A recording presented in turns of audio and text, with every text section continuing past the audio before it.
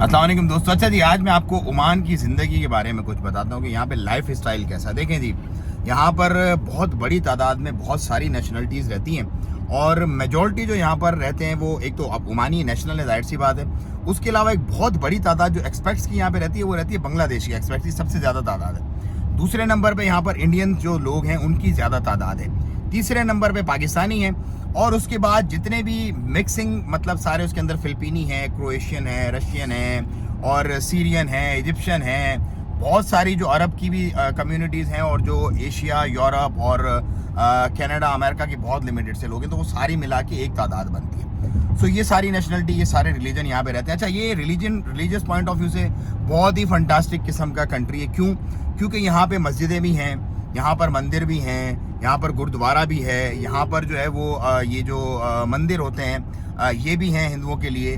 हर बंदे को अपनी आज़ादी के साथ जो है अपनी इबादत करने का हक हासिल है। ये तो इसकी हो गई रिलीजियस पॉइंट ऑफ व्यू और आबादी के हिसाब से। अब मैं आपको बताता हूँ यहाँ पे किस तरह के लोग नॉर्मली मतलब अपना लाइफ स्टाइल कैसा होता है। देखें जी, लाइफ स्टाइल यहाँ पर कुछ पोश इलाके हैं, बहुत फंटास्टिक किस्म के, बहुत अच्छे, जिसके अंदर जो है अपना वेव मस्कत है।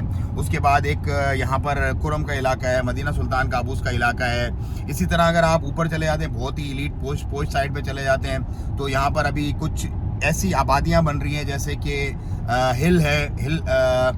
मस्कत हिल्स के नाम से एक जगह है, वहाँ पर वो है, और मदीना इरफान वगैरह भी बन रहे हैं। सो रेंट जो है यहाँ पर एरिया टू एरिया वेरी करते हैं।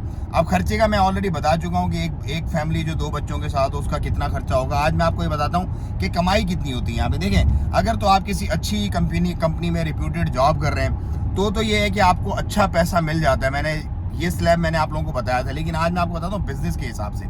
देखें, यहाँ पर अगर आपको एक बिजनेस खोलना है ना, लेट से आपको एक मोबाइल की दुकान खोलनी है, यहाँ पर मैं छोटे छोटे बिजनेस बताता हूँ, छोटे छोटे जो देखने वाले मेरे, तो उसके लिए इन्वेस्टमेंट आपको कितनी दरकार होगी। देखें, मोबाइल के लिए आपको सबसे पहले अपनी कंपनी रजिस्टर करनी है। कंपनी में आपने सीआर खोलनी है। सीआर के बाद आपने दुकान रेंट आउट करनी है। दुकान रेंट आउट करके आपने उसका बोर्ड वगैरह लगाना है, अप्रूवल्स वगैरह लेनी है। उसके बाद आपने उसकी सेटिंग करवानी है पूरी और उसमें अपना माल डाल देना है। अगर तो ये आप दुकान खोलते हैं लेट से किसी अच्छी एलीट जगह पे जहाँ पे गोरा कस्टमर और जहाँ पे पैसे वाला कस्टमर आता है, तो आपको उसी हिसाब से किराया पड़ेगा। आप मिनिमम 500-600 रियाल पकड़ के चलें। ये देखें, मैं इस वक्त गुजर रहा हूँ, जो ये एक एलीट इलाका है, पूरा का पूरा ये कुरम का इलाका है। ये बड़ी कुछ शाती जो है ना, ये सारा यहाँ पे लोग पैसा फेंकने वाले लोग हैं, मतलब अच्छा पैसा बहाने वाले लोग इस जगह पर। तो यहाँ अगर आप खोलते हैं तो आपको तकरीबन मोबाइल की शॉप जो है ना, समझ लो कि वो पड़ेगी आपको एक अंदाजे के मुताबिक तकरीबन कम से कम 8 से 10 हज़ार रियाल की कम से कम सही मोबाइल की दुकान। और इस पे आप लैपटॉप और टैग भी कर सकते हैं। बाकी आपको जितना बढ़ा सकते हैं उतना आप बढ़ा सकते हैं, उसकी कोई मतलब मुमानियत नहीं है। अच्छा, एग्रीमेंट्स यहाँ पर कैसे होते हैं? एग्रीमेंट्स यहाँ पे 1 साल का होता है, बल्दिया का एग्रीमेंट होता है, और 1 महीने के नोटिस पे कुछ जो शॉपकीपर्स हैं, जो कुछ ऑनर्स होते हैं, वो आपके साथ एग्री कर लेते हैं कि हाँ भाई 1 महीने बाद आप छोड़ देना। कुछ ये बोलते नहीं 3 महीने का नोटिस आपने देना है। वो जब आप एग्रीमेंट करने जा रहे हो उस वक्त आप उनसे बार्गेन कर लें कि भाई मैं 1 महीने का नोटिस रखूंगा तो आपके लिए अच्छा हो जाएगा।